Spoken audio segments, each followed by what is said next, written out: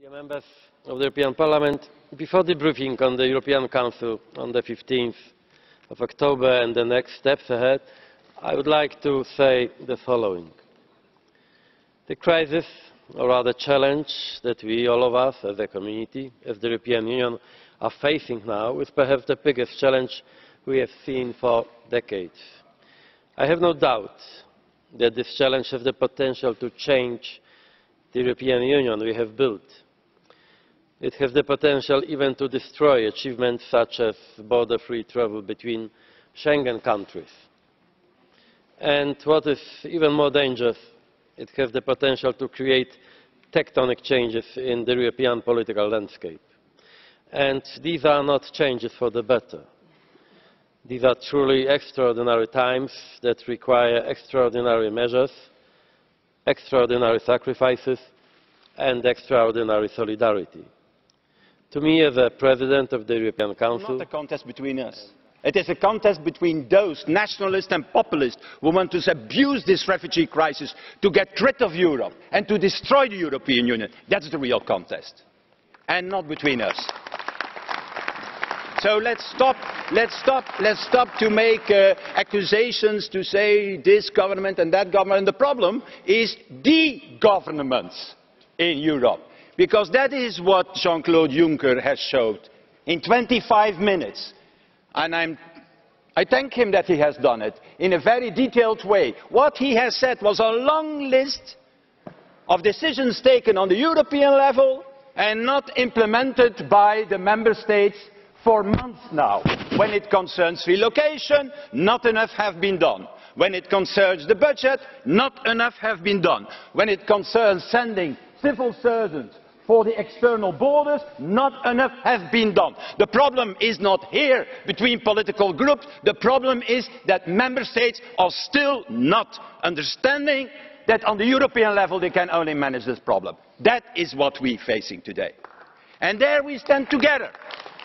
There is no reason to make a battle between us, because this battle is only good for them there, by their blue cards, to attack the European project, because it is an existential crisis that can only be overcome if, based on the Commission, Mr. Tusk, now the Council is deciding on what is, in my opinion, the first thing to do, that is the European Border and Coast Guard, so that we can regain control over our borders. That doesn't mean that we have to create a fortress Europe. That means that it is together, in Greece, in Bulgaria, that we have to control the border, register the different refugees who are coming, making the facilities so that they can live in good circumstances and not with the images that we have seen the last days and the last weeks. And it is there that we can make the difference between those who are economic migrants and real refugees.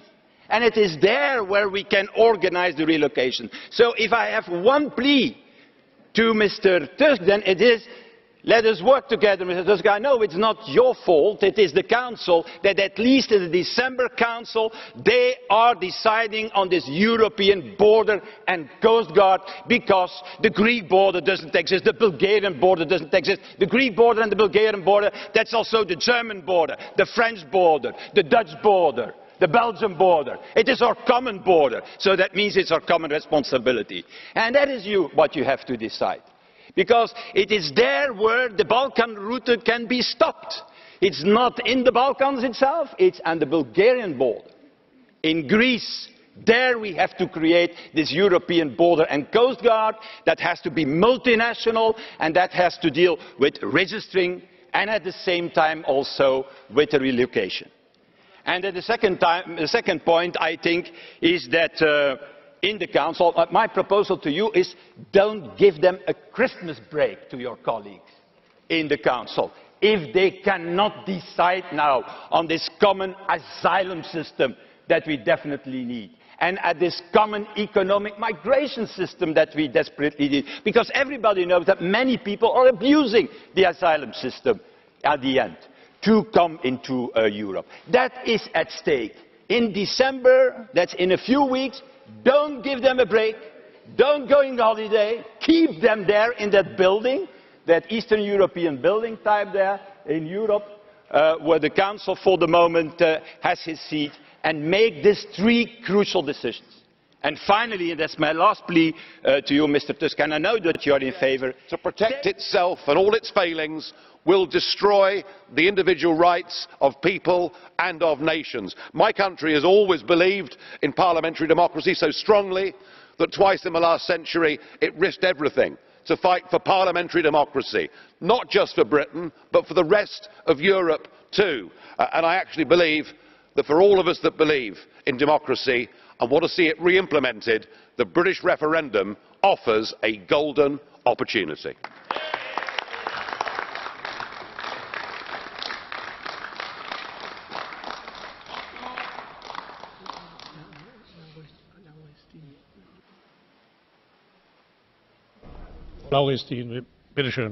Go ahead.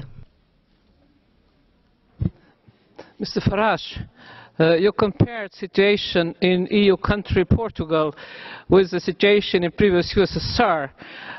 I know you don't have experience of living in USSR. We have.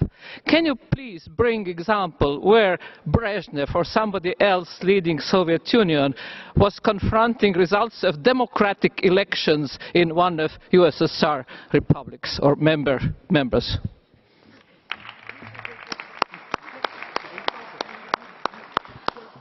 Well, actually, although I have to say I wasn't around at the time of the Hungarian uprising, it did happen, and we saw a similar one happening in Czechoslovakia in 1968. And just let me tell you what the Brezhnev Doctrine says, shall I? Because I'm sure you remember it. It says, when forces that are hostile to socialism try to turn the development of a socialist country towards capitalism, it becomes not only a problem of the country concerned, but a common problem and a concern of all socialist countries. I think what you need to do is cross out socialist and put European Union, and it fits like a glove.